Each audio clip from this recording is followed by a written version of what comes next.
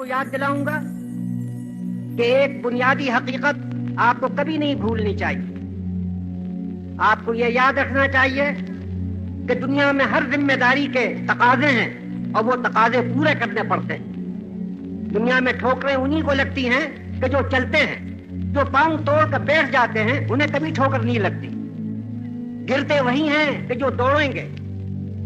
कांटे उन्हीं के तलवों में चुभते हैं कि जो दौड़ते हैं। जो बैठे रहते हैं उनके कांटों में कभी कोई चुभन महसूस नहीं होती। 12 महीने पहले आपके मुल्क का क्या हाल था? वो अपनी किस्मत का मालिक नहीं था। उसकी किस्मत दूसरों के हाथों में।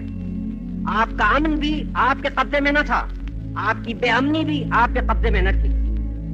जब कभी मुल्क में बदअमनी होती थी तो आप अपने तरफ नहीं देखते थे, उनके तरफ देखते थे। जब आपको कोई तकलीफ और परेशानी होती थी आप उनके आगे मजबूर होते थे कि अपना हाथ बढ़ाएं। लेकिन आज वो नहीं है। आज अपनी किस्मत के आप खुद मालिक हैं। और अगर आप मालिक हैं और मैदान में खड़े हुए हैं तो ये याद रखिए कि तरह तरह की आजमाइशें पेश आएंगी। कोई भी नहीं चाहता कि अपने को आजमाइश में डाले, कोई भी नहीं चाहता कि गमों और दुखों में अपने को डाले।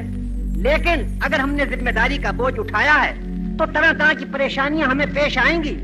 अगर हम मैदान में दौड़ रहे हैं तो कदम कदम पर हमको ठोकरों से दो चार होना पड़ेगा। उससे हमें घबराना नहीं चाहिए, उससे हमें उकताना नहीं चाहिए।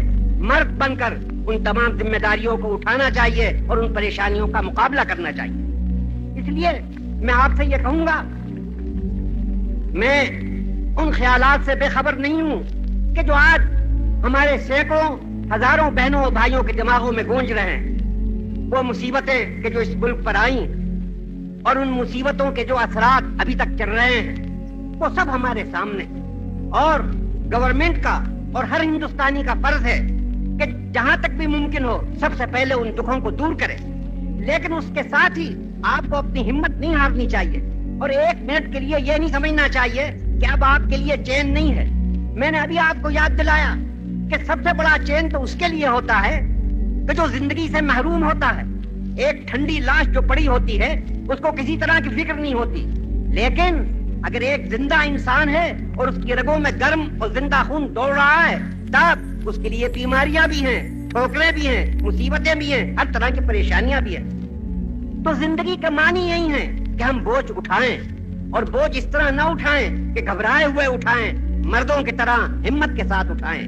आज कल तक जब तक कि आजादी हमारे हाथ में न थी इसमें शक नहीं है कि एक तरह का चैन जरूर था। कैसा चैन? ये चैन कि कोई बोझ तुम्हारे गर्दनों पर नहीं था। जिसके हाथ में देश की हुकूमत थी उसके गर्दनों पर था। अगर बदअमनी होती थी तो तुम उसकी तरफ देखते थे। अगर अमन कायम होता था तो कुदरती तौर पर तुम्हारी आंखें उसी की तरफ उड़ जाती थी। ये एक तरह का चैन तो था, मगर मेरे बहनों और भाइयों ये एक मनहूस चैन था। खुदा न करे कि वो चैन फिर हिंदुस्तान के आसमान के नीचे वापस आए। ये चैन कि जो गुलामी का चैन होता है ये हकीकतन कोई चैन और राहत नहीं है। लेकिन अगर एक कौम आजाद है, एक मुल्क आजाद है तो उसको बोझ उठाने पड़ेंगे। आज